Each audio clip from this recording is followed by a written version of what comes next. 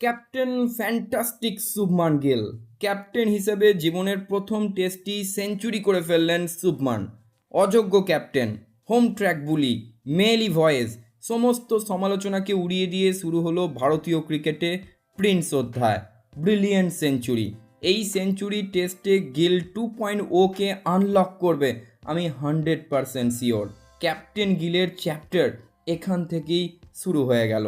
তার ক্যাপ্টেন্সি নিয়ে সোশ্যাল মিডিয়ায় অনেক ট্রোল হয়েছে, তার টেস্ট কেরিয়ার নিয়ে সমালোচনা হয়েছে, এমনকি তার টেস্ট ক্রিকেটের সিলেকশন নিয়েও প্রশ্ন উঠেছে। এই সেঞ্চুরি তার প্রতিটা সমালোচককে স্টেটমেন্ট যে ভারতীয় দল কেন তার ওপর ভরসা রেখেছে।